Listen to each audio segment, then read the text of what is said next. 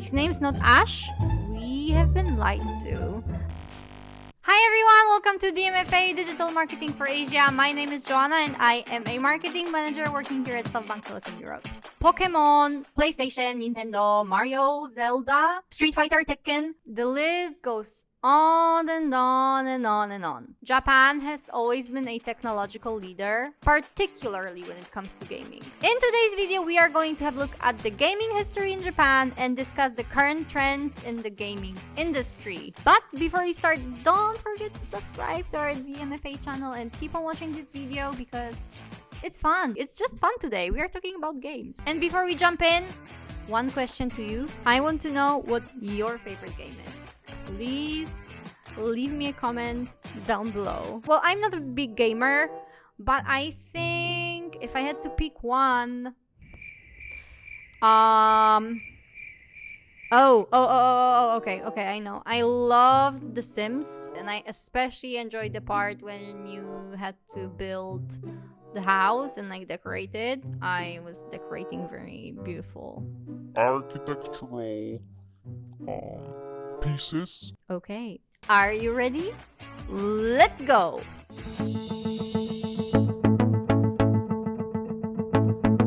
Let me start with a little bit of a background first. Did you know that the gaming industry is the biggest entertainment industry in the world? In 2021, the value of the gaming industry was $196.8 billion.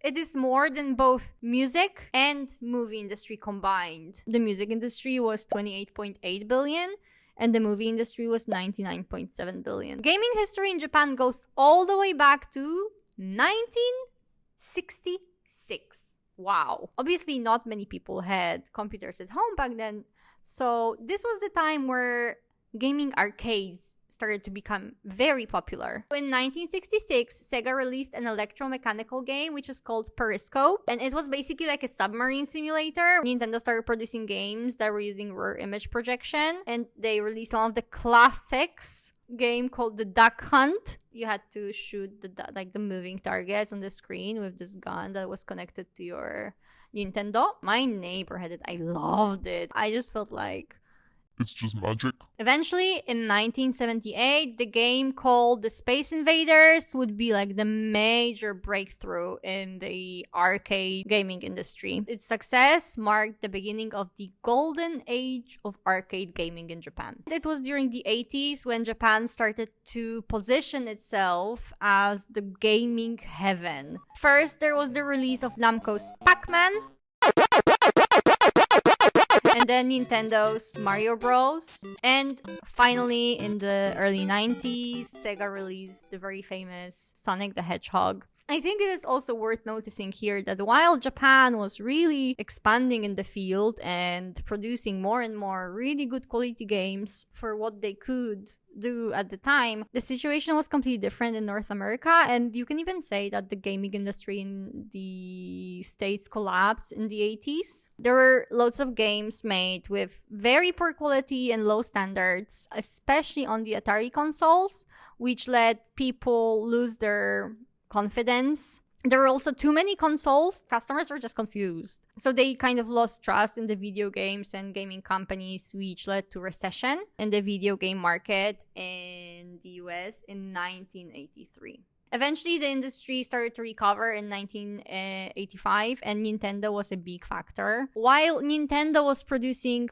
less games and there was less new releases, the games were of a very good quality. Sega then followed the suit and took the same approach. And Japan just became synonymous with trustworthy and dependable console and video game producer.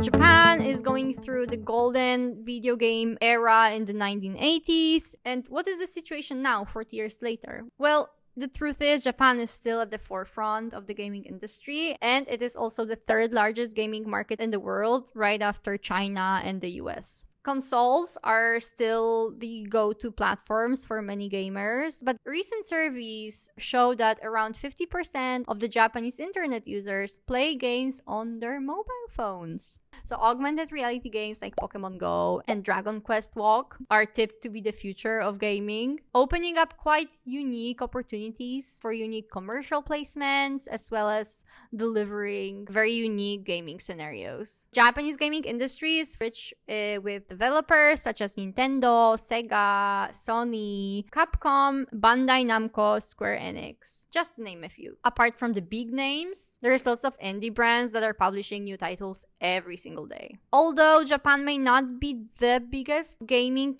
market in the world at the moment, what it does have is the world's largest market share for mobile games, with the country's market being largely dominated by the handheld devices rather than at home consoles. In 2014 alone, the gaming market in Japan reached 6.9 billion, with 5.8 billion coming from mobile gaming. And since then, the mobile market has continued to grow. Gaming, which was once considered the activity for loners, has really proven its power to unite and bring people together and offer very precious social value. Players can really connect and feel that they are a part of a team, which was especially important during the lockdowns. The esports industry is also on the rise, and Japanese Ministry of Economy has plans to expand this new business, supporting companies and developers who plan and organize major international tournaments and events. So let's talk about some statistics. The Japanese gaming market is one of the most prominent and influential in the world. This year, Japan's 75.6 million players generated revenues of $22.1 billion and $40.05 billion in 2022. Few of the most important game genres include role-playing, shooting, puzzles, and simulation. I also found a recent survey that revealed what motivates the gamers. So let's take a look at the country's top 3 reasons to play. 50% of gamers in Japan play to relax and unwind. 49% said that they just play to fill the time. They're bored, they have nothing else to do. There you go, let's play some games. And 45% said that they play the game to explore the storyline. So they are really invested in the character development and like what's happening in the game. It was a multiple choice question. The majority of players also said that they prefer the single player games, while the most appealing style of games is the anime style.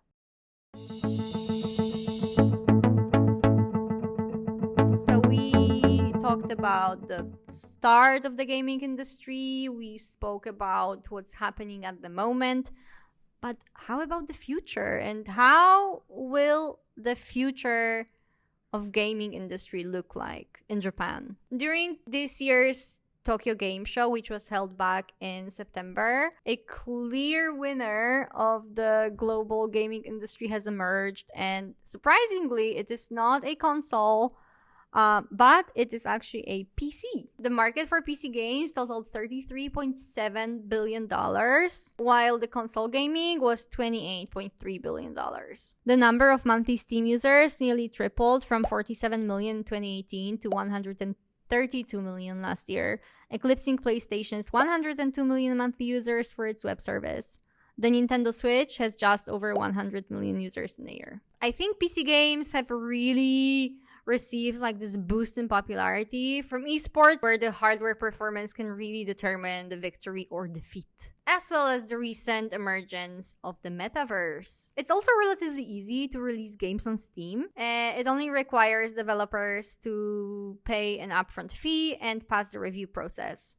Japan is also showing how far ahead it is in terms of technology, with, for example, Sony releasing their affordable virtual headsets. While virtual reality is still a relatively new technology, it is starting to be used more and more frequently. But this was kind of like the first time where it became really accessible for millions of users around the world, showing yet again how far ahead Japan is when it comes to gaming.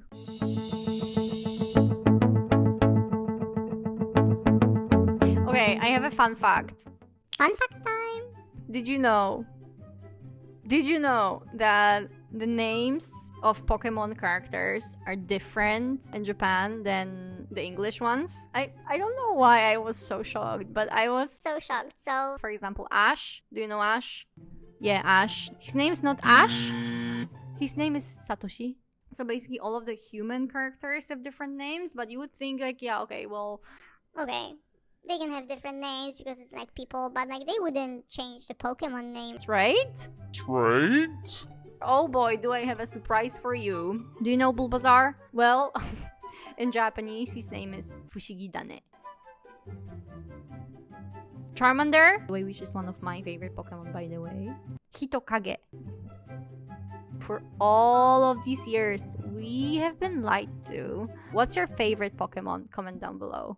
And that's it for today. Thank you so much for watching. I hope you could learn something new about the gaming industry in Japan and understand how huge of a market it is and that it is full of possibilities. Gaming is not just a part of the Japanese economy. It truly is a cultural phenomenon and people are willing to spend more time and money on their entertainment. It is no coincidence that the most successful consoles, such as PlayStation or Nintendo Switch, were all born in Japan.